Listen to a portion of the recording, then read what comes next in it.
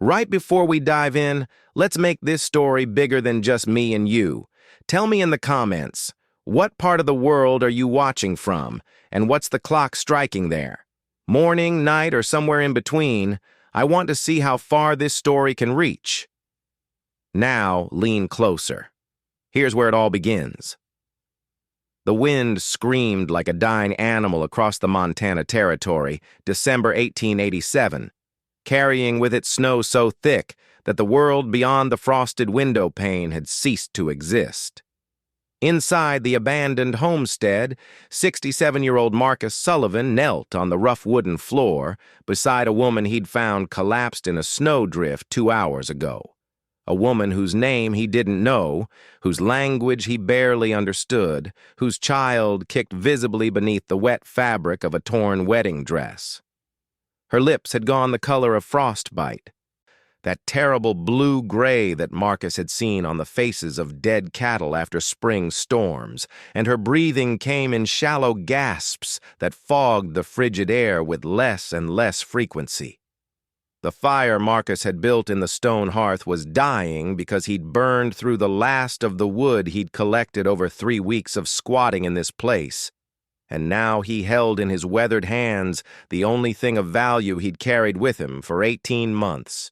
His late wife Sarah's wool blanket, the single possession he'd salvaged from the ashes of his burned home, the only soft thing left in his hardened world.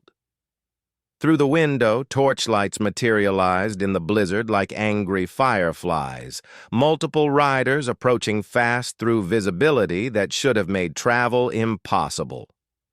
And Marcus understood, with the cold certainty of a man who'd lived through violence, that whoever was coming wasn't bringing help. The woman's eyes fluttered open, unfocused, and her hand shot out with surprising strength to grip his wrist, her fingers like ice against his skin, and she whispered in broken English through cracked lips, "They cannot find me. They will take my baby." And Marcus heard the horses now, heard men's voices shouting in a language he didn't recognize, guttural and harsh, and his other hand moved instinctively to the shotgun leaning against the wall. Then came the sound that would change everything. A massive fist pounding on the door 3 times, each impact shaking the frame Marcus had reinforced just yesterday, and a deep voice demanded in accented English that carried the weight of absolute authority. "Open this door, old man, or we break it down."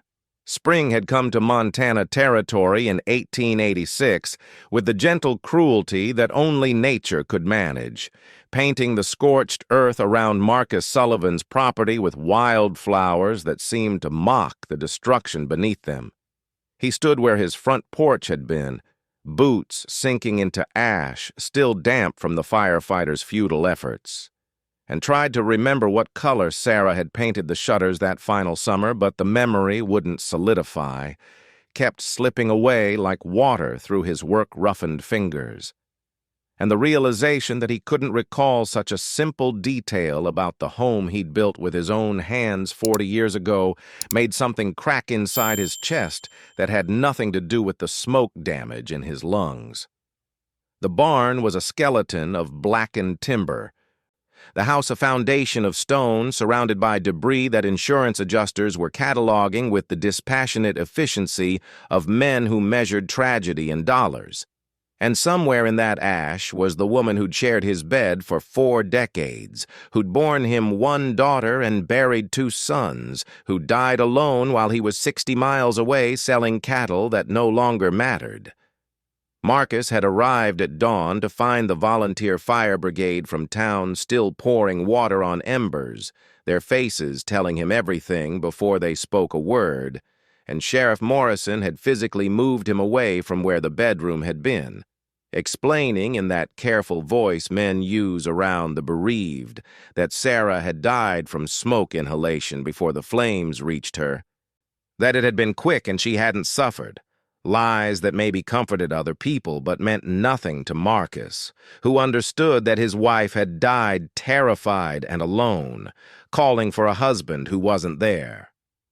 The Cheyenne raiders had come looking for food and horses, desperate men displaced by broken treaties and shrinking hunting grounds. And when Sarah had refused to open the locked door and fired a warning shot through the window, the situation had escalated in the way these things always escalated on the frontier, where misunderstanding and fear could turn into death in the space of a heartbeat. The funeral had been well attended, as such things go in frontier communities where neighbors lived 20 miles apart but still constituted society. And Marcus had stood beside his daughter Emma, while the Lutheran minister spoke words about God's mysterious plans and eternal rest. And he'd felt Emma's rigid posture beside him, felt the blame radiating from her like heat from a stove, and when he'd tried to put his arm around her shoulders, she'd stepped away.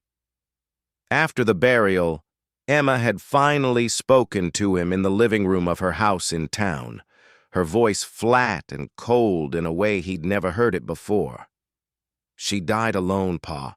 She died calling for you, and you were off making money we didn't even need, buying cattle when we already had more than enough, always working, always gone. And when she needed you most, you weren't there," Emma had said, her voice breaking now, tears streaming down her face. "Ma always supported everything you did. She'd have supported you walking into hell if you'd asked her to. That doesn't mean you should have asked. That doesn't mean you should have left her alone for a week in the middle of nowhere with raiders coming through. She's dead because you chose cattle over her, and I can't look at you right now, Pa. I need you to leave."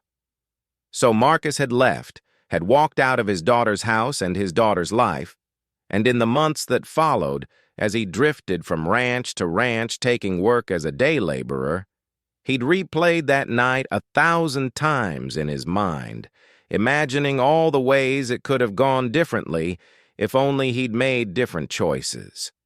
The work was hard and mindless, which suited him, breaking horses, mending fence, digging post holes in ground frozen by early winter, and he took jobs that other men rejected because they were too difficult or too isolated, because the harder he worked, the less he thought, and the less he thought, the more bearable the days became.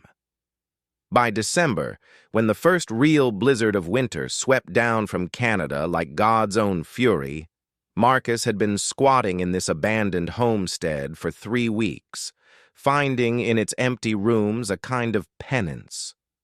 The place had been deserted for years, another failed dream on the frontier where dreams went to die, and Marcus had stumbled onto it while looking for shelter during an early snow, and something about its emptiness appealed to him.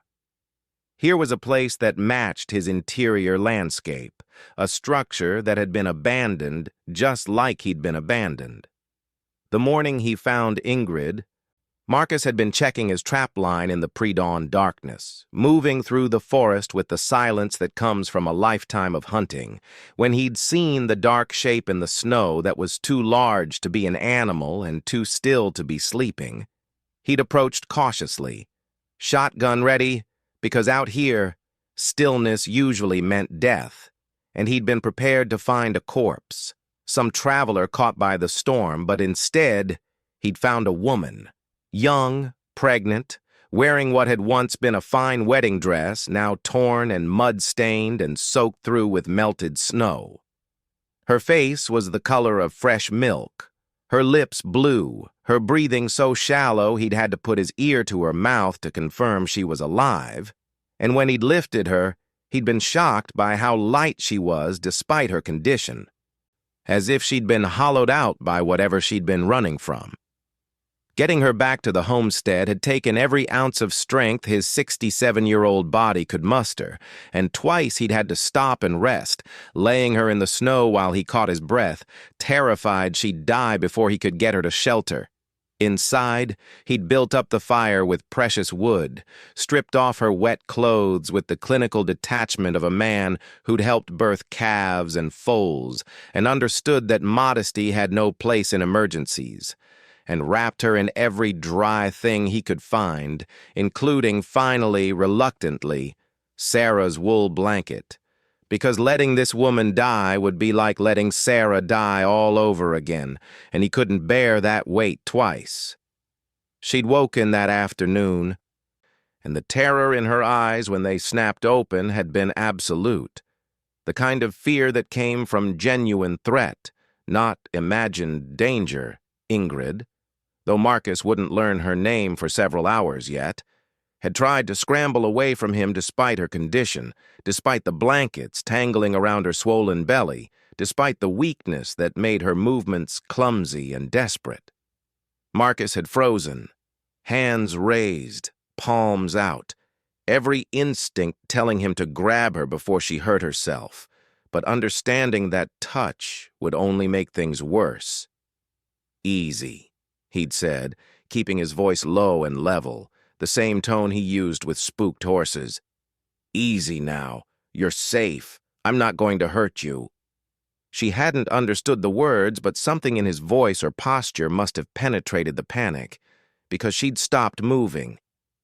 Pressed herself against the wall, breathing hard, eyes darting around the room as if cataloging exits and threats. They'd stayed like that for long minutes, Marcus motionless on his knees by the fire, Ingrid trembling against the wall, and slowly, incrementally, her breathing had slowed, her shoulders had lowered, and she'd looked at him with something other than pure fear. He'd pointed to himself and said, "Marcus!" Then pointed to her, eyebrows raised in question. She'd hesitated, then whispered something that sounded like Ingrid, and he'd nodded, repeated it back to her, and seen the tiniest relaxation in her posture. Over the next hours, as the storm intensified outside and the light faded toward early winter darkness, Marcus had moved carefully around the small space, tending the fire, organizing his few supplies, reinforcing the door against the wind, and through it all, he'd felt Ingrid's eyes following him, weighing him, trying to determine if he was a threat or salvation. He'd noticed the bruises on her wrists when she'd pushed up her sleeves to eat, dark purple marks that looked like fingerprints, someone's hands gripping too hard, and the fresh cut on her temple that suggested either a fall or a blow, and fury had kindled in his gut, the first real emotion he'd felt in months besides grief, whatever she was running from. Whoever had put those marks on her, they'd done it to a pregnant woman, which made them cowards in Marcus's estimation, and cowards were the one thing he'd never been able to abide. That night, as the blizzard reached its peak and the old homestead groaned under the assault of wind that sounded like the screaming of the damned, Marcus had sat in the single chair with his shotgun across his lap, watching Ingrid sleep by the fire, and he'd wondered what the hell he'd gotten himself into. He was too old for drama, too tired for other people's problems, too broken to be anyone's savior. And yet here he was, sheltering a pregnant runaway who didn't speak English and who was clearly being hunted by someone. The second morning had brought a lull in the storm.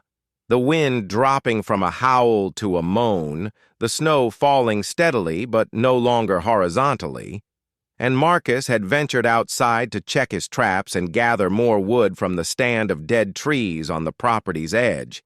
He'd been gone perhaps an hour when he'd returned to find Ingrid standing at the window, one hand resting on her swollen belly, staring out at the white wasteland with an expression of such profound sadness that it had stopped Marcus in his tracks.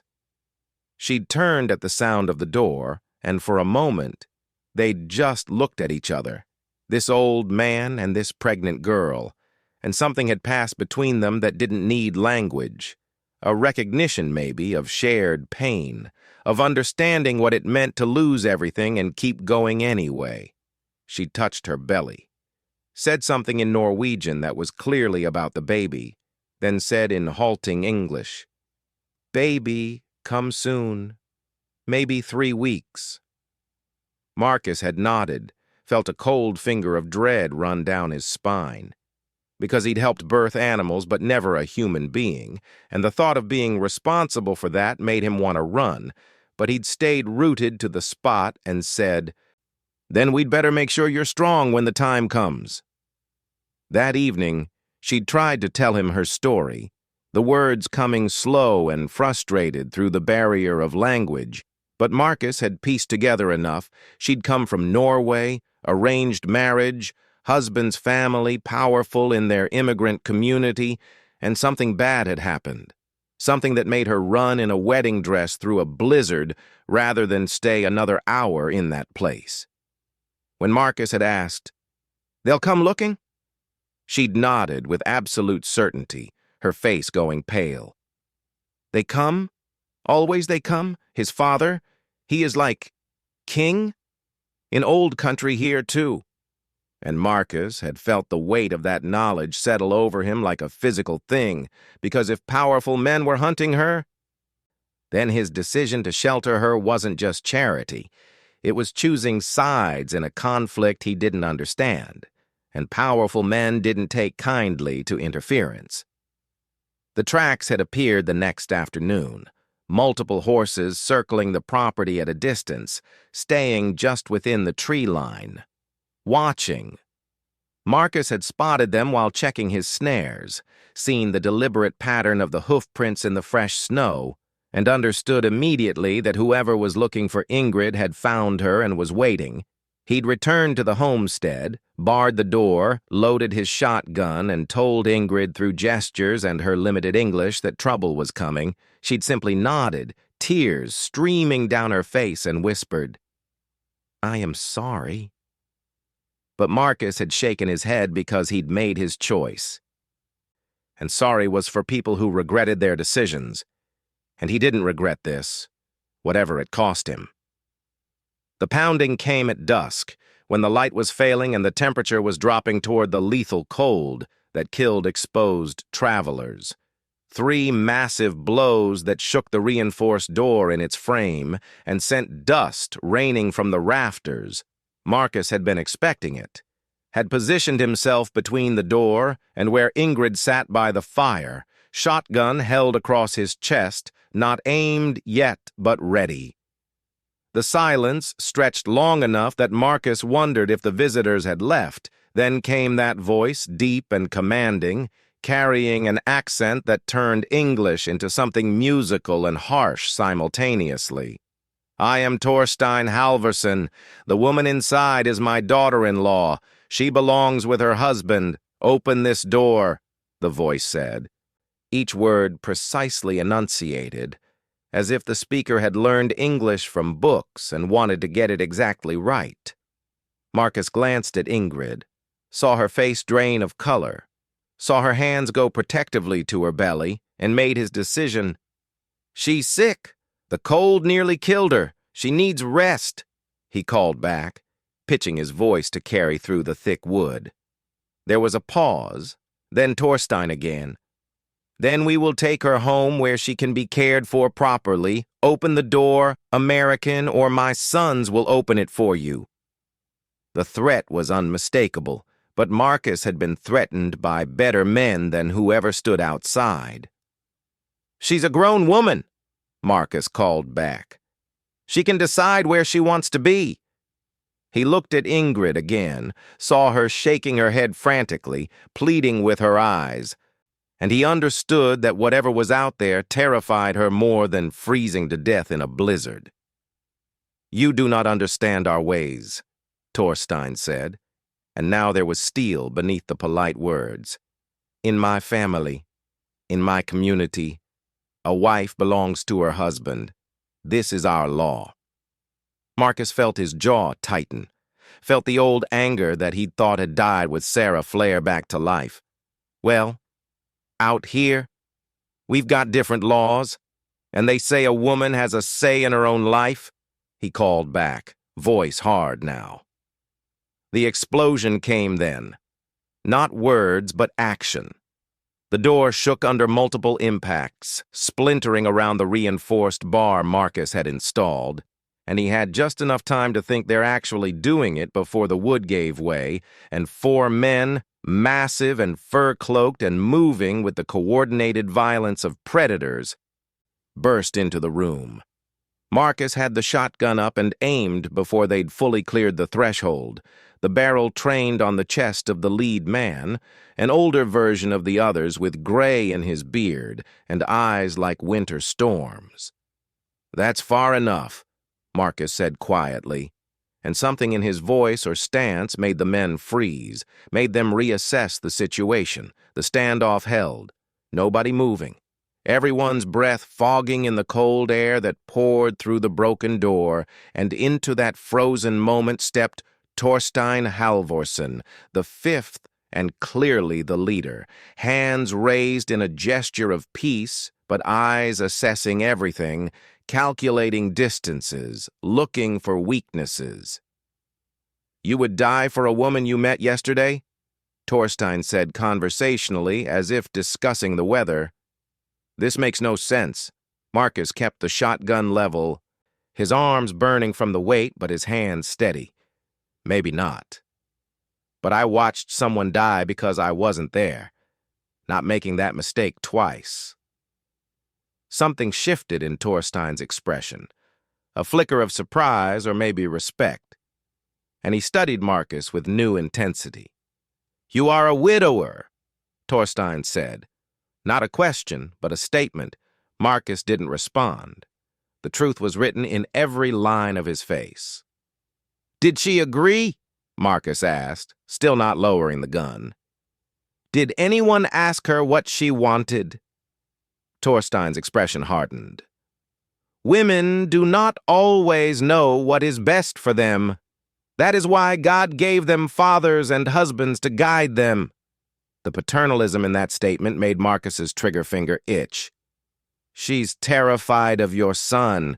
I've seen the bruises. Whatever happened before she ran, it wasn't love," Marcus said flatly. One of the younger men, Eric, Marcus guessed from the flush of shame and anger that colored his face, stepped forward. "She shamed me. Before the whole community. They say I could not keep my own wife. They laugh at me." Marcus looked at him. This young man, barely older than Marcus's grandsons would have been if they'd lived, and felt pity war with anger. "Son, if you need force to keep a woman, you don't deserve her. That's not being a man. That's being a coward." The words hit Eric like physical blows, and for a moment Marcus thought the boy might charge him, but Torstein raised one hand and his son froze, years of obedience checking his rage. "You have principles," Torstein said to Marcus. "I respect that, but principles without strength are just words. The winter is long. This house will not survive without work. Prove you can protect her through what is coming, and I will reconsider our claim." Marcus felt his eyebrows rise. "You're proposing a test?" Torstein nodded slowly. 3 tasks. Complete them all, and we leave her in your care until spring. Fail even one, and she comes with us. Do you accept?" Marcus had lowered the shotgun then, not out of trust, but out of recognition that Torstein was offering him something rare, a chance to resolve this without bloodshed. "What tasks?" he'd asked, and Torstein had smiled. "First, this house needs a full cord of wood to survive the winter. 1 cord, chopped and stacked, by tomorrow sunset. You are what? 65? 70? Can you still swing an axe all day?" Marcus had thought about his arthritic shoulders, his aching back, the way his hands cramped up in the cold, and said simply, "I can." Torstein's smile had widened. "Good. Second, the well is frozen, 20 feet down, solid ice. If she stays here, she needs water. Thaw the well without destroying it. Do it tonight, in the dark, when the temperature drops below 0. The third task, Torstein had explained with evident pleasure, would be revealed only if Marcus completed the first 2. "And your word that you'll honor this arrangement?" Marcus had asked. Torstein had placed his hand over his heart, a gesture that seemed both foreign and sincere. "On my father's grave and my son's lives, in my country, an oath is law, break it, and you are nothing. I will not break mine. Dawn had come with the brutal clarity of high winter, the sun turning the snow-covered landscape into a field of diamonds that hurt to look at directly. And Marcus had walked to the stand of dead trees at the property's edge, aware of the Halverson men watching from their fire, aware of his own body's protests as he'd swung the axe for the first time. By mid-morning, he'd completed perhaps a quarter of what was needed, and the Halverson sons were laughing, making bets about when he'd collapse. But Marcus blocked out the voices, blocked out the pain, blocked out everything except the rhythm of the axe. His hands were bleeding by noon, the blisters having burst and reformed and burst again, soaking through the rags he'd wrapped around them, and his back was a solid sheet of fire that made him want to scream with every swing. But he didn't stop, didn't slow, just kept the axe moving, kept the logs splitting, kept the pile growing. By mid-afternoon, when the sun was beginning its early winter descent, Marcus was perhaps 3/4 finished, but his body was failing in ways that willpower couldn't overcome. His vision was tunneling, his breathing coming in gasps, his legs shaking with exhaustion that made each swing of the axe an exercise in balanced desperation.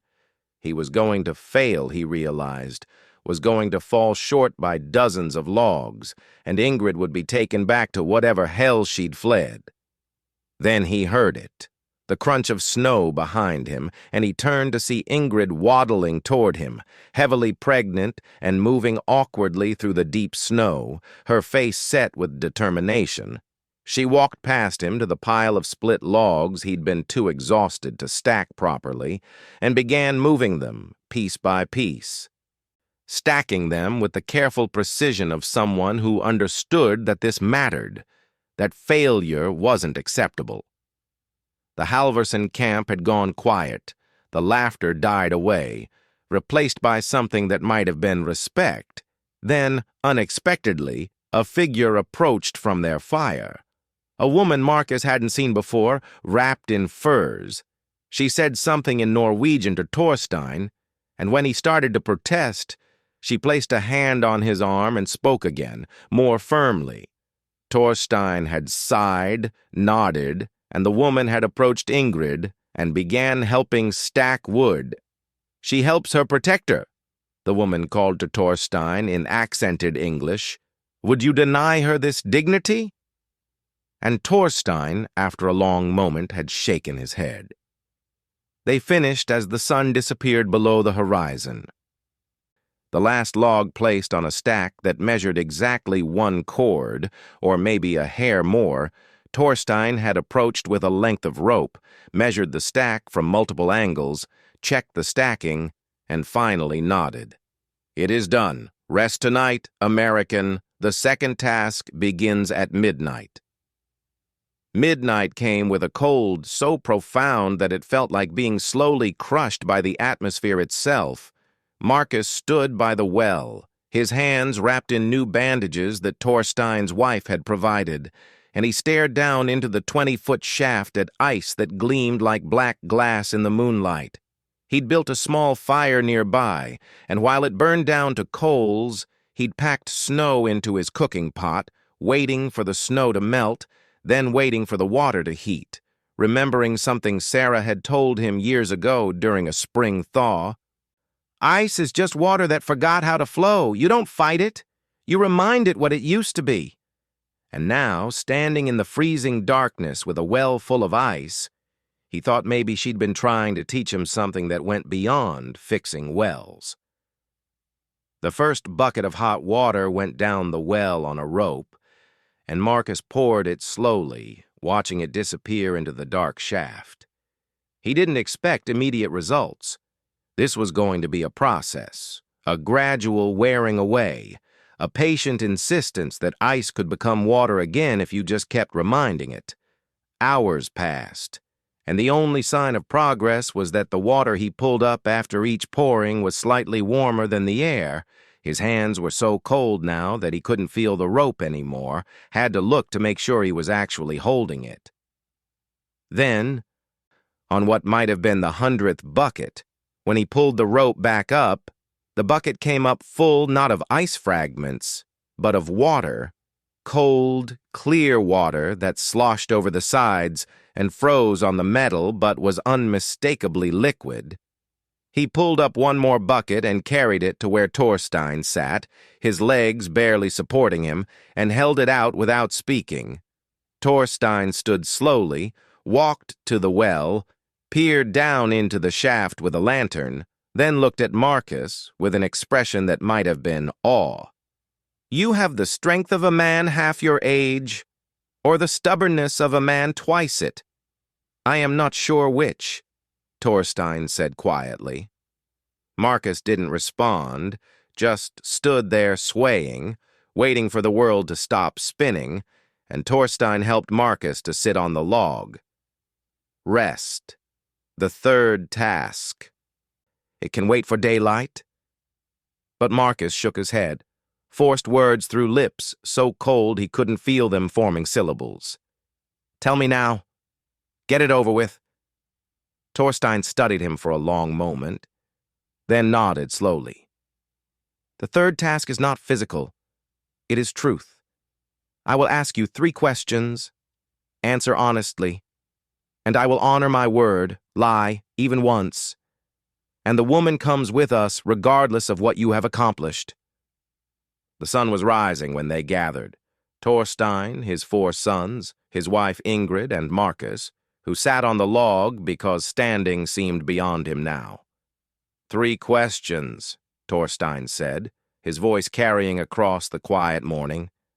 3 honest answers. This is all I ask.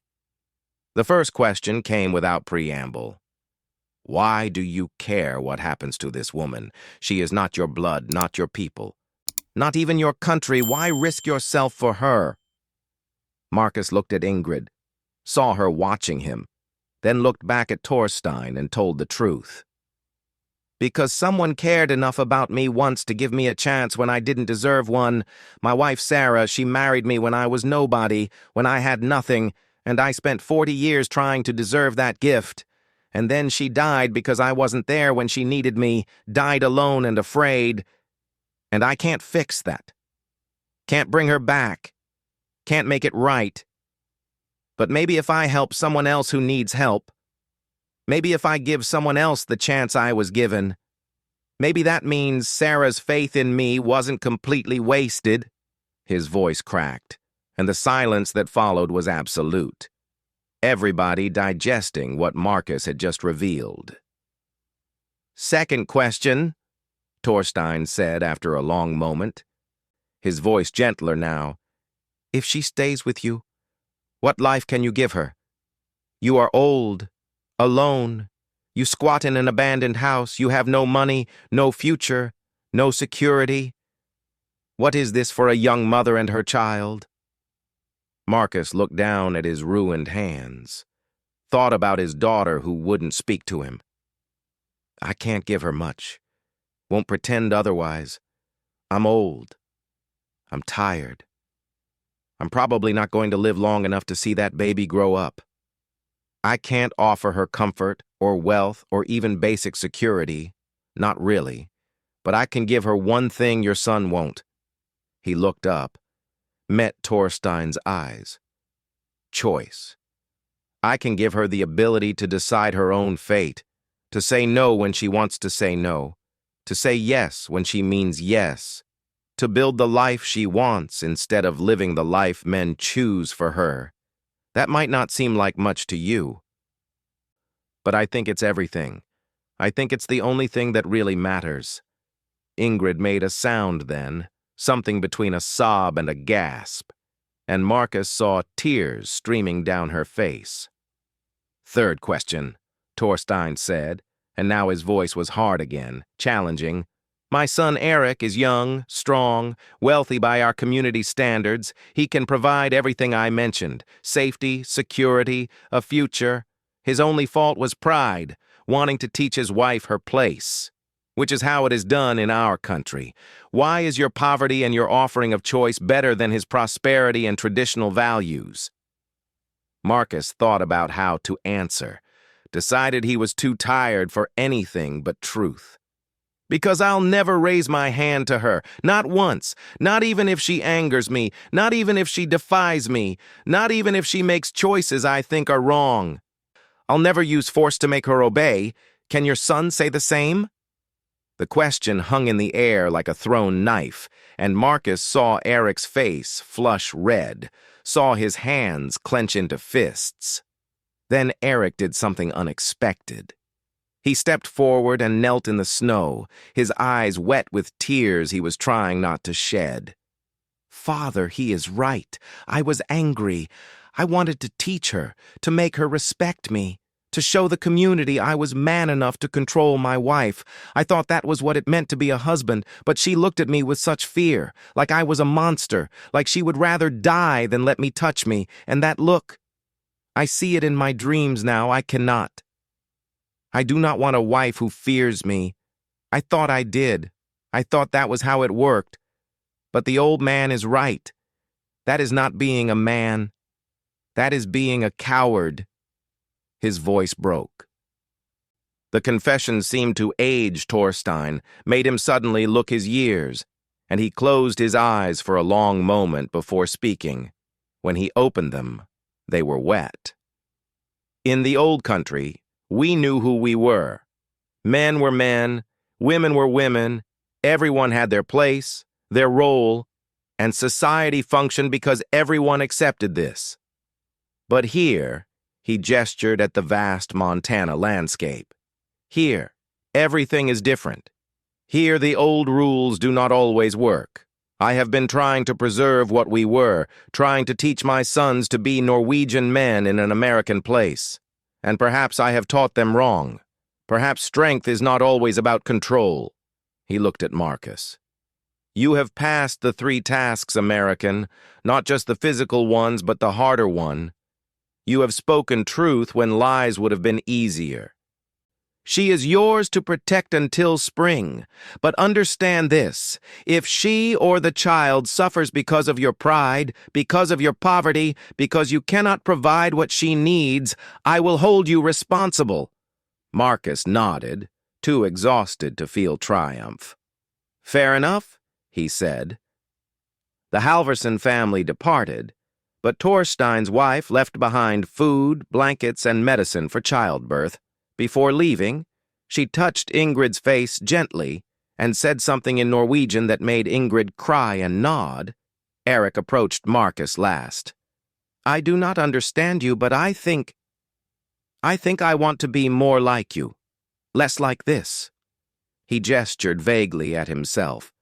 He extended his hand, and Marcus took it. You're not a bad man. Just young men make mistakes. The good ones learn from them, Marcus told him. Over the following weeks, as Marcus slowly recovered, as the worst of the damage to his hands began to heal, they established a routine that felt almost domestic. Ingrid insisted on doing most of the work despite his protests, cooking from the supplies Thorstein's wife had left, keeping the fire fed. They didn't talk much about their pasts, but they shared the present, lived together in that small space with a comfort that surprised them both. One evening, Ingrid noticed the burn scars on Marcus's arms and asked, Fire? Marcus nodded, then found himself telling her about Sarah, about the night of the fire, about arriving at dawn to find everything he'd built over 40 years reduced to ash. Ingrid listened without interrupting, and when he was finished, she reached out and placed her hand over his scarred forearm. Your wife knew you loved her. Mothers know these things. She knew. And Marcus, who hadn't cried at Sarah's funeral, who hadn't cried when Emma told him to leave, felt tears slide down his weathered cheeks, felt something break inside that had been holding too tight for too long, and he wept while this pregnant Norwegian girl held his hand and told him that forgiveness was possible, that the dead held no grudges, that love was stronger than fire. Mid-January brought a cold snap that made previous winter weather seem mild, and Marcus woke one morning to find frost on the inside of the walls. He fed the fire immediately, using more wood than was wise, because Ingrid was shivering despite being wrapped in every blanket they owned. Ingrid went into labor that night, and Marcus knew from the timing that it was probably because of the cold. The stress on her body triggering the birth early, she'd gasped and clutched her belly, and when Marcus had rushed to her side, she'd looked up at him with fear in her eyes and said, "Baby comes now, too soon, but comes." Marcus had helped her sit up, had arranged the blankets and prepared the space by the fire, had set water to boil and laid out clean cloth, all while trying to remember everything he'd ever known about birthing. The labor was long and difficult. 12 hours of Ingrid's pain and Marcus's helpless encouragement. He'd delivered animals, but animals couldn't tell you when something was wrong, and Ingrid's English deteriorated as the labor progressed, leaving her crying out in Norwegian words he couldn't understand. The baby came just before dawn, sliding into Marcus's trembling hands in a rush of fluid and blood. And for a terrible moment, the child didn't breathe, didn't cry, just lay there limp and blue, and Marcus felt the world stop.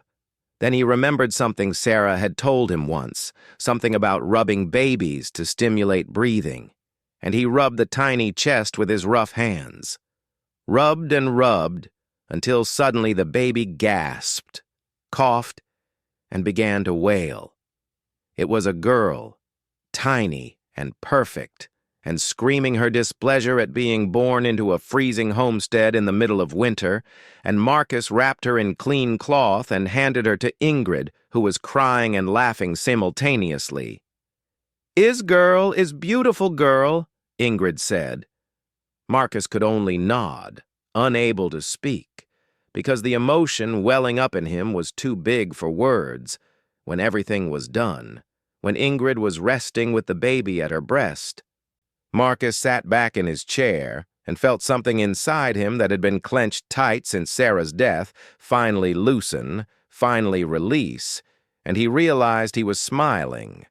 Actually smiling. For the first time in 18 months, Ingrid caught him smiling, smiled back tiredly, and said, "What should I name her?" Marcus thought about it. Thought about the woman who'd shaped his life and taught him to be better, and said quietly, "If you're asking my opinion, Sarah. My wife's name was Sarah." Ingrid looked down at the baby, considered, then looked back up at Marcus with tears in her eyes.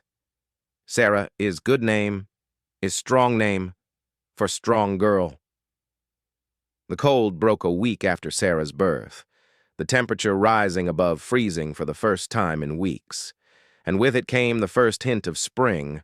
Marcus ventured outside, blinking in sunlight that suddenly seemed too bright, and saw that the snow was starting to melt, exposing patches of brown earth.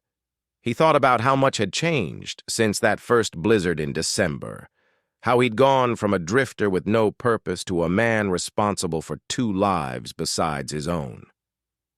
Inside, Ingrid was recovering well, her strength returning with impressive speed, and little Sarah was thriving, growing visibly day by day. Marcus found himself fascinated by every small detail. The way Sarah's eyes tracked movement, the way she responded to voices, the way she seemed to already have a personality despite being less than 2 weeks old. They talked about the future now that spring was approaching, about what would happen when the Halversons returned. "I want to stay, want to make life here if you let me is good place. Quiet, safe," Ingrid said one evening. Marcus felt something complicated move through him. Pleasure that she wanted to stay, worry about whether he could actually support 2 additional people. "People will talk. We'll make assumptions about you and me, about Sarah. It won't be fair. But that's how people are," Marcus said carefully. Ingrid shrugged. "Let them talk. We know truth. You are like father to me, like grandfather to Sarah. What other people think is not important. The sound of horses came on a warm afternoon in early March, multiple riders approaching, and Marcus felt his hand move instinctively toward the shotgun before he recognized them. Not just the Halversons, but a whole caravan of people, wagons and horses, and what looked like half the Norwegian immigrant community. Torstein dismounted, approached Marcus with his hand extended, and said in his careful English, "We come to help, as promised, to build, to make this place proper home for the woman and her child." Over the next 3 days, Marcus watched in amazement as the Norwegian community transformed his squatter's shelter into an actual homestead. They tore off the old roof and replaced it with proper shingles, reinforced the walls, built a separate room for Ingrid and Sarah, constructed a proper barn, dug a root cellar, repaired the well structure. The work was done with the efficiency of people who understood that community survival depended on mutual aid. Before they left, Torstein's wife pressed something into Ingrid's hands, an envelope, heavy with paper, and said in Norwegian something that made Ingrid gasp. Later, Ingrid showed Marcus what was in the envelope. Money, more money than Marcus had seen in years. Enough to buy supplies for a year, enough to purchase livestock. She said that is wedding gift from Eric's family, for baby Sarah, for starting new life, Ingrid explained. Marcus stared at the money, unable to speak, because this was more than repayment. This was acceptance. This was the community saying that Ingrid and Sarah belonged. The letter arrived in early April, carried by a trapper. Marcus's hands shook as he took it, recognizing his daughter's handwriting on the envelope. Ingrid had taken Sarah outside to give him privacy. Marcus broke the seal with clumsy fingers, unfolded the single sheet of paper, and read words that he'd been waiting 18 months to see. "Pa, I heard from travelers what you did this winter. I heard you protected a woman and helped birth her child. I heard you nearly killed yourself chopping wood because you gave your word. Ma would have been proud. I was wrong to blame you for Ma's death. She made her own choices that night. You couldn't have known. You couldn't have stopped her even if you'd been there. Because that's who she was. I'm sorry it took me this long to understand that. If you're willing, I'd like my children to meet their grandfather. We have room for you and your new family if you'd like to come to town, or we can visit the homestead if that's easier. Your choice, Pa, but please, come home. I miss you. The children miss you. We want you back in our lives. Emma." Marcus read the letter 3 times, tears blurring the words after the first reading, when Ingrid came back inside with Sarah. She took one look at his face and understood. "Is good news," she said. Not a question, but a statement, and Marcus could only nod. Emma arrived a week later with her husband Thomas and their 2 children, a boy of 7 named William and a girl of 4 named Margaret. The reunion had been awkward at first. Neither Marcus nor Emma sure how to bridge 18 months of silence, but Margaret had broken the tension by running directly to Marcus and demanding to know if he was her grandpa, and when he'd confirmed that he was, she'd climbed into his lap and started telling him about her doll in the same unstoppable stream of words that 4-year-olds specialized in. Watching his granddaughter sit on his lap chattering away, Marcus had felt something heal inside that he hadn't known was still broken.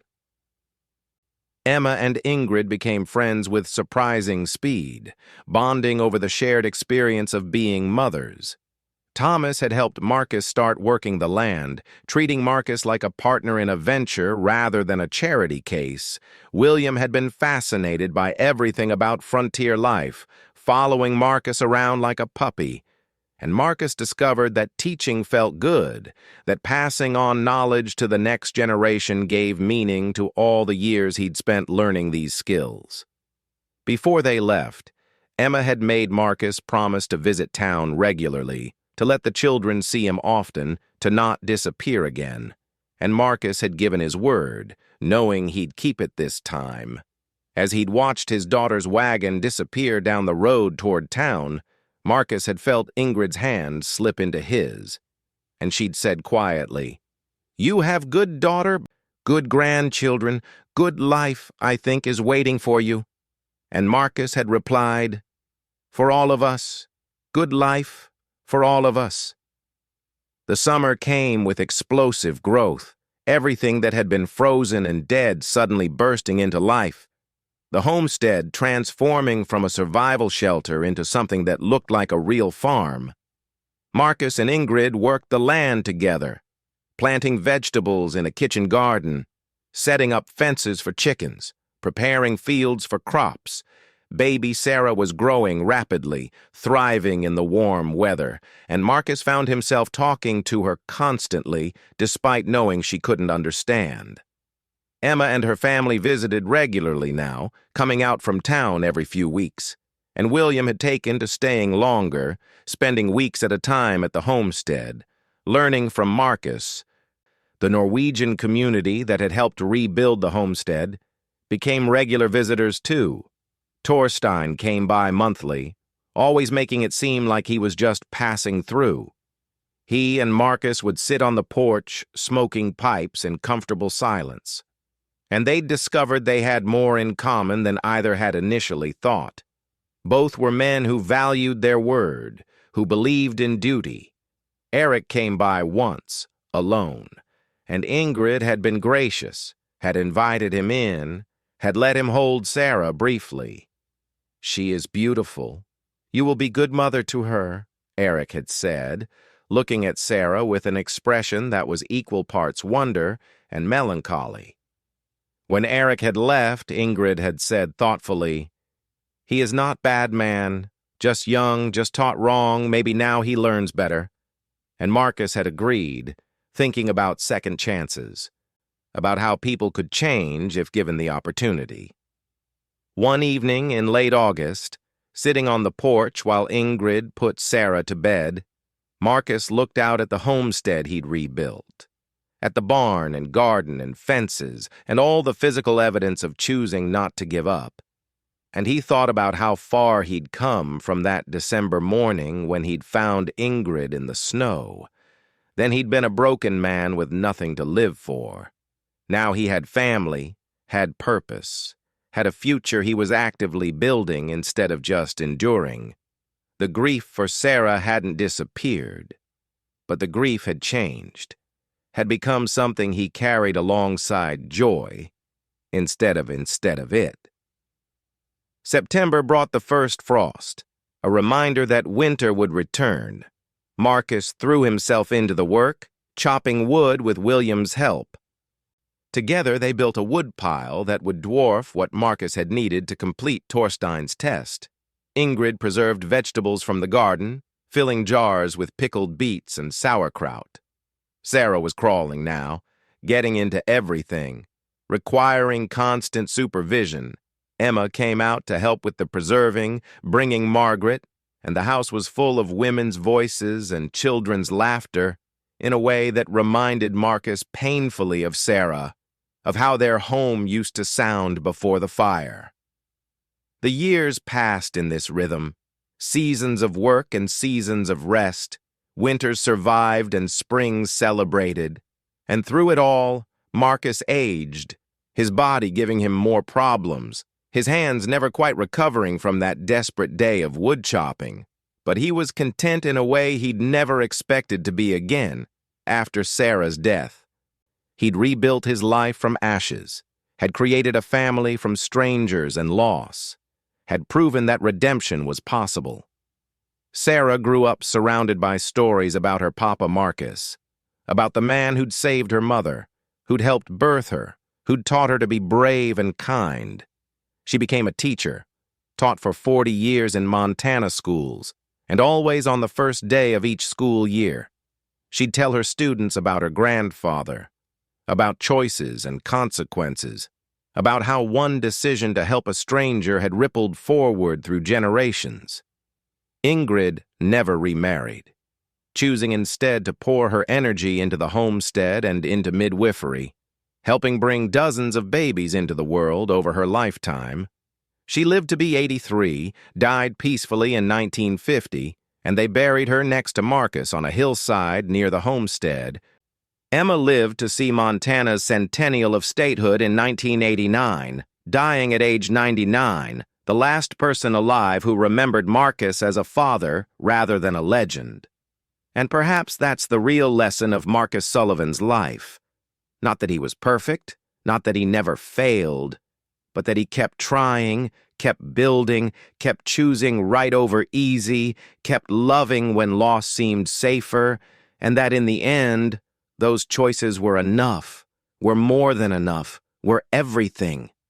The homestead stands, the family thrives, the story endures, and somewhere in that continuation, in that refusal to let death be the final word, in that insistence that love outlasts loss, and that family is choice as much as blood, somewhere in all of that, Marcus Sullivan achieved what every person hopes for, but few actually accomplish. A life that mattered, a legacy that lasted, a love that never died. For those who choose to stay when everyone else has left. For those who build when everything has burned. For those who give strangers the choice they never had. Inspired by true stories of Montana Territory, 1887.